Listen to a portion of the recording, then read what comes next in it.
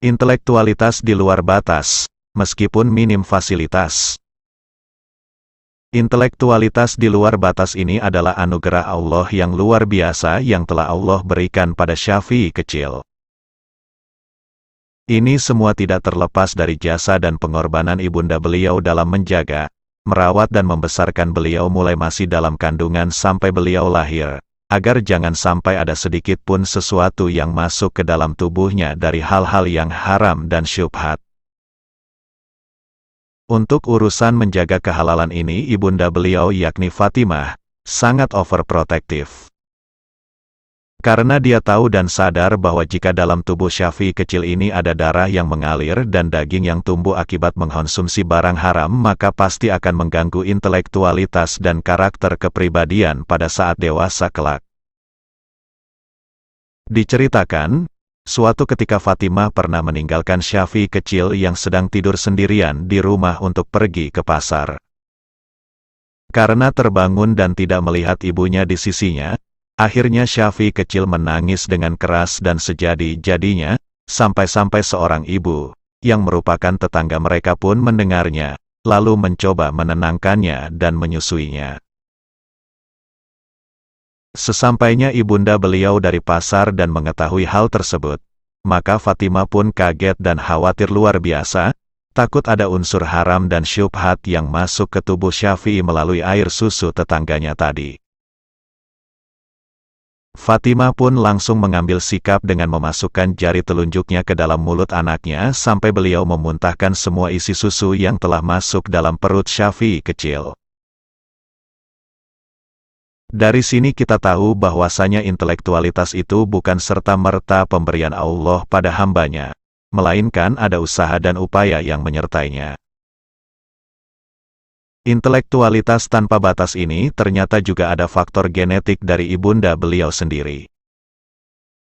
Karena ibunda beliau juga seorang wanita yang sangat cerdas di eranya, sampai-sampai seorang hakim dibuatnya terdiam 1000 bahasa.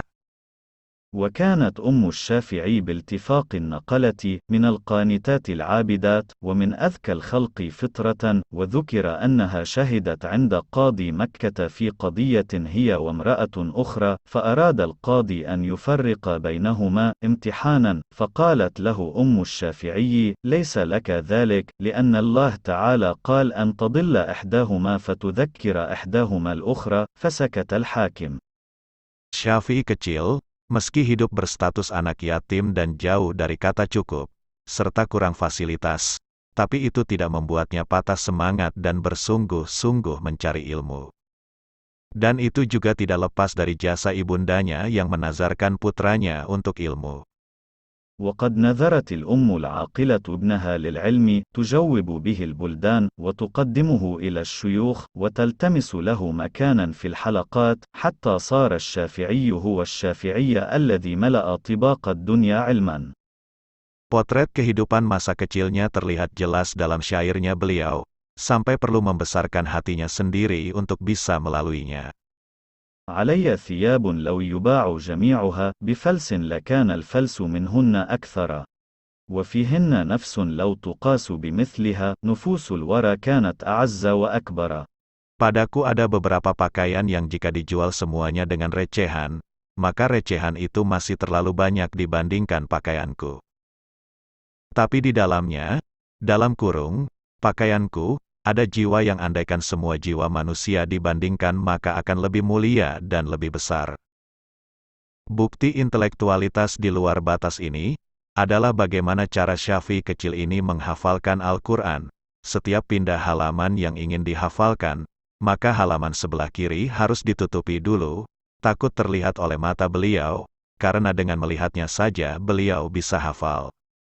وورد أنه كان يملك القدرة على التقاط العديد من الكلمات بشكل سريع، فقد كان يقرأ صفحة ويقوم بتغطية الصفحة المقابلة لها، لأنه لو وقع نظره على كلمة منها لحفظها قبل أن ينتهي من السطور التي يقوم بقراءتها.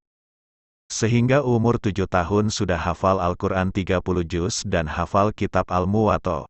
Hanya dalam jangka waktu 9 hari lengkap dengan sanadnya umur 12 tahun. Ada qaul yang mengatakan umur 10 dan 13 tahun, dan meskipun dengan kitab Al-Muwatta, pinjaman. Dan disimak langsung oleh pengarangnya alias gurunya.